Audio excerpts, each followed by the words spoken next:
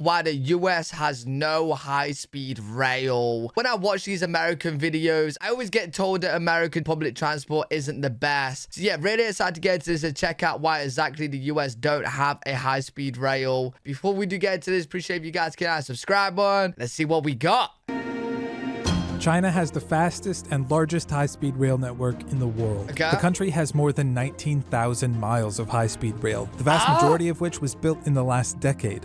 Japan's bullet trains can reach speeds of almost 200 miles per hour and date back to the 1960s. They've become a staple for domestic travel and have moved more than 9 billion people without a single passenger casualty. Yo, 19,000 miles covered is crazy, bro. And 200 miles an hour as well. That's rapid. France began service of the high-speed TGV train in 1981, and the rest of Europe quickly followed. Right. And high-speed rail is quickly expanding all over the world, in places like India, Saudi Arabia, Russia, Iran, and Morocco.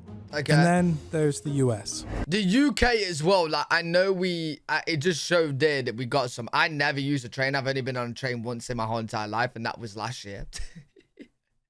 But we are working on a lot more high-speed rail trains. I'm sure we are. Like, they're in the works now. Wait. Arabia, Russia, Iran, Hold up. and Morocco. And then there's the US. That's not the speed it goes. That's like pulling into the station, right?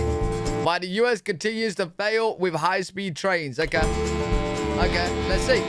The US used to be one of the world's global leaders in rail, but after World War II, there was a massive shift. Oh, If really? you look at the United States prior to 1945, we had a very extensive rail system everywhere. It all was working great, except the number of companies in the auto and oil industries decided that for them to have a prosperous future, they really needed to basically help phase out all the rail and get us all into cars.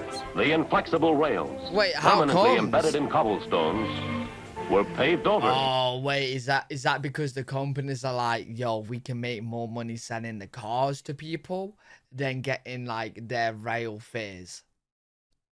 Is that what it is? Is that what it is? But then again, people use rail and have a car as well. Like, they're still going to buy... I don't know, actually. People in London probably don't have cars. I don't know. To provide smooth, comfortable transportation via diesel motor coach. General Motors, Firestone Tire, Standard Oil, and a few other companies that got together, and they were able to buy up all the nation's streetcar systems and then quickly start phasing out service and literally dismantling all the systems over about a 10-year span. In the 1950s, President... Wait. Yo, wait, I didn't know that. So I have seen those streetcar things. Like, they was, they're a lot on TV shows, like American shows and stuff like that, right? I seen it on That's So Raven. But, so you're telling me the big companies bought them all to phase them out so then they can sell their cars for more money? Businesses, bro. Dwight Eisenhower signed a bill to create the National Interstate System. It allocated about $25 billion to build 41,000 miles of highways. The federal government paid for 90% of that, the states covered the final 10, and rail fell by the wayside. Oh, Can't wow. you see that this highway means a whole new way of life for the children? And a way of life that we have a chance to help plan and to build. We dedicated a huge amount of dollars to building automobile infrastructure in the middle of the 20th century, and we're still kind of attached to that model of development. We went from a rail-served country to a auto-dependent nation by the 1960s. We've become a... You know what, though? It depends what person is watching this right now with their opinions. Like, because people's going to have different opinions. But me watching this, I would have no problem. I only use my car. Like I said, I've only been on a train once. I hate using public transport. I would only use my car. Like, if I got to go somewhere, I'm using my car. If I'm using public transport, it's going to be Uber. That's still a car, though, right? It's not really public. It's just me in there. You know what I mean? So, I don't mind not having rails. But I'm sure there's people in America, I don't know, let me know in the comments, where you guys probably can't have a car or don't drive or don't want a car or you prefer public maybe. I don't know. Let me know in the comments. Car culture, and it's hard to break out of that cycle.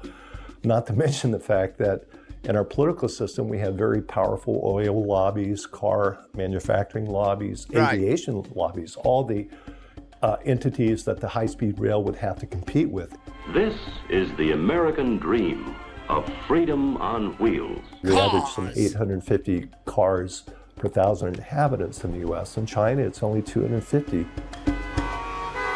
Oh, and we've never gone back. But according to some, this country's transportation ecosystem is reaching a tipping point. When you look at what's happening with the corridor development, again, states across the U.S. who are recognizing they are running out of space to expand their highways or interstates. There are limits at airports. There's aviation congestion. Yo, is traffic actually really, really bad in America? Well, I know America's a big place, so obviously, like, the cities will be.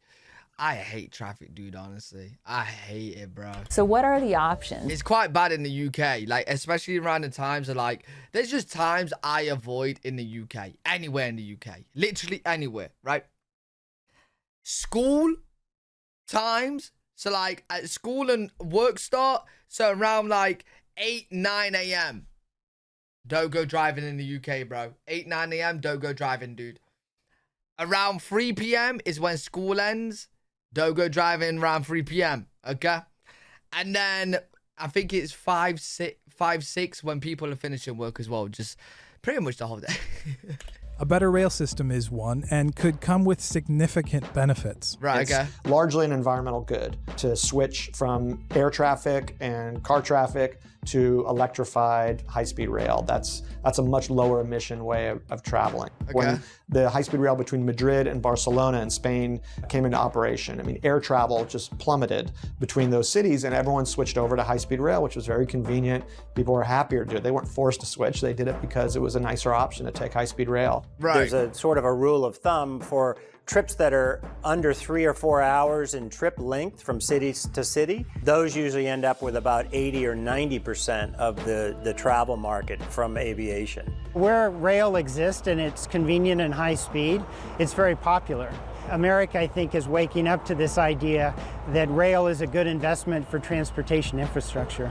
One survey showed 63% of Americans would use high-speed rail if it was available to them. Okay. Younger people want it even more. Yo, interesting then. But then again, America is a very, very, very big place. So, like, it would be nice. I don't know. You guys let me know in the comments. Like, if I lived in America, I don't use trains, though. So, I'm totally different. But if I lived in America, and let's say, so, like, you can go from one state to another state and it takes you 20 hours drive. But if you could do that in 10 hours train journey where you don't have to drive or concentrate, you could just chill, sleep, you probably would do that, right? You probably would. So it probably would be a good idea to get high-speed rail. Right now, the main passenger rail option in the U.S. is Amtrak. It's operated as a for-profit company, but the federal government is its majority stakeholder. Okay. Train systems reaching top speeds of over 110 to 150 miles per hour are generally considered high speed, and only one of Amtrak's lines could be considered as such. Oh. That's its Acela line in the Northeast Corridor running between D.C., New York, and Boston. One of the challenges we face is that the Northeast Corridor has a lot of curvature, a lot of geometry. We really operate Acela Express on an alignment that in some places was designed back in the 1900s. And so it really was never designed for high-speed rail. And while the Acela line can reach up to 150 miles per hour, it only does so for 34 miles of its 457-mile span. Its average speed between New York and Boston is about 65 miles per hour, which is in stark contrast to China's dedication. Hey, well then what's the point of using the rail? 65 miles per hour? You're gonna get there at the same time as the car. What's the point? See, the way I think, right, I'm such a car guy, like, than public transport. You're going to have to drive to the rail place, go on the rail, sit next to other people, go the same speed as the car. Then you don't even have your car at the destination where you've gone. Do you know what I'm saying? If you want to go anywhere. You don't have that freedom, right? So that's the problem I'm seeing. Whereas, like, bro, the whole point of the train is to get there quicker and smoother. Right? Then it's a bonus. then it's a bonus that I'll do instead of the car. Dedicated high-speed rail system which regularly travels at over 200 miles per hour. Dedicated high-speed rail 65 miles per hour, which is in stark contrast to China's dedicated high-speed rail system, which regularly travels at over 200 miles per hour. See, now we're talking. But Now some you're getting people there are trying rapid. to fix that. In 2008, California voted yes on high-speed rail. Now, a decade later, construction is underway in the Central Valley of the state. And right now, it is the only truly high-speed rail system under construction in the U.S. Ultimately, high-speed rail is a 520-mile project that links San Francisco to Los Angeles and Anaheim. That's phase one. And it's a project that's being built in building blocks. So the one behind me is the largest building block that we're starting with, this 119-mile segment. This segment will run from Bakersfield to Merced. Eventually, the plan is to build a line from San Francisco to Anaheim, just south of LA. But as it stands, the state is almost $50 billion short of what it needs to actually do that. The current project, as planned, would cost too much and respectfully take too long. There's been too little oversight and not enough transparency. We do have the capacity to complete a high-speed rail link between Merced and Bakersfield. After Gavin Newsom made that speech, President Trump threatened to pull federal funding for the project. We'll continue to seek other funding. We hope the federal... Wait, California has been forced to cancel the massive bullet train project after having spent a waste of many billions of dollars. They owe the federal government $3.5 billion. We want that money back now. Whole project is a green Yo! Government will resume funding contributing new funds to the project. I think in the future, as the federal government has funded major construction of infrastructure over time, they'll again direct money to high-speed rail because, in fact, it's not just California, but other states are also interested in high-speed rail systems. To complete the entire line as planned, the official estimate is now over $77 billion, and it's unclear where the money will come from. So why is it so expensive? Part of the problem in California, the big price tag is getting through the Tehachapi, very expensive tunneling, or over the Pacheco Pass to get into San Jose from the Central Valley. You know, Eastern China. Hey, wait, hold up. Correct me if I'm being stupid, but I don't think I am. You know how, like, America right now, like, California is struggling to get the funding for this rail? Why is that? Because America's the richest country now. Do you know what I'm saying? Like, if Europe have got these, and China, like, I know Europe's small, but China's big. China's got it. Do you know what I'm saying? Do you know what I'm saying right now? Why is that? Why is, they seem like they can't afford it. The flatlands of Japan, where they've built the Shinkansen, all of those are settings where they didn't incur the very high expense of boring and tunneling that we face. So the cost is different. Okay, you just answered that. Is that because it's mainly flatlands? Where they've built the Shinkansen, all of those are settings where they didn't incur the very high expense of boring and tunneling that we face. So the costs are different. And a lot of the money is spent before construction can even begin. Just in this little segment here alone, we're dealing with the private property owner, we're dealing with a rail company, we're dealing with the state agency, and so just the whole coordination. Then we're dealing with a utility company, just in this very small section. Whoa, hey, yo, listen, you've already started now, so you can't not finish it. You can't just leave these massive holes everywhere. We had to relocate 2 miles of freeway, and that was roughly $150 million per mile. So there's a lot of moving pieces to section. We had to relocate 2 miles of freeway, and that was roughly $150 million per mile. $150 million per mile? Bro, give me $50 million per mile, and I'll move the freeway. I'll move it. I'll just draw on the. I'll draw lines going onto the grass. So there's a lot of moving pieces to, you know, anywhere we start constructing. China is the place that many folks compare. They have like 29,000 kilometers of high-speed rail, and 20 years ago they had none. So how have they been able to do it so quickly? And Part of it is that the state owns the land. They don't have private property rights like we have in the U.S. You don't have the regulations we have in terms of labor laws and environmental regulations that add to costs. It also delays the projects. For some reason, and I've never really quite seen an adequate explanation as to why, costs to build transit or many big infrastructure projects are just dramatically higher than in other parts of the world, including in other advanced countries. But the bottom line is we're really bad at just building things cheaply and quickly in the U.S. in general.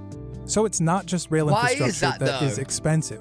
All transportation infrastructure is. Does that mean if America was going to do it, they're going to do it better quality? Is that what I mean? Which is a good thing, though, right? The physical investment in a freeway usually will be $8 to $10 million per mile, but if you add seismic issues and land acquisition and utilities and environmental mitigation and remediation of soils and factors like that, it can become as high as 100 or 200 million a mile.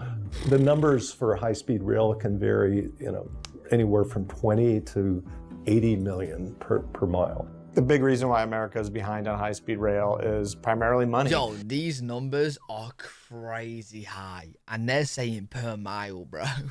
This is like, yo, from a place to a place. This is per mile. Do you know how big America is? We don't commit the dollars needed to build these systems. It's really as simple as that. And it's largely a political issue. They don't have political leaders who really want to dedicate the dollars needed. There's a lot of forces in America that really don't want to see rail become our major mode of transportation, especially because it will affect passenger numbers on airplanes. It'll affect the use of autos. So you have the politics, the message shaping, and then the straight advertising. And all three of those coordinate and work together to keep America kind of focused on cars and... Well, I don't know about rail affecting flights, right? Would it? I feel like rail would affect cars. I don't know. Yeah, probably actually. Probably would. Not focused on rail. Some of the earliest support for rail came from the Nixon administration. Some of the original capital subsidies and operating subsidies for urban transit came from the Republican parties. I think it's only more recently that maybe this has shifted, that more liberal-leaning folks who care about climate and a whole host of urban issues have really argued for investing very heavily in rail. Right. If you had Democratic leadership on the Senate and a different president, or potentially some leverage for a president to sign a new budget bill with some dollars for high-speed rail, that could override those objections from Republicans in Congress. But I think it's mostly ideological. They're big on highways. They're big on things like toll roads. They don't want the government spending dollars on this kind of project, and they see it as something those socialist European countries do, but not something that should be done in car-loving America.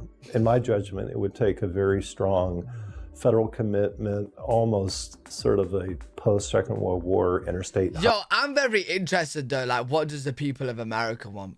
You know what I mean? Let me know in the comments your opinions and would you like rail or you're not that bothered? Highway kind of large-scale national commitment. Like, I'm ready sat here and I'm really gonna pretend that I'm American right now. Like, I'm an American, okay? Me personally, I wouldn't really be that bothered.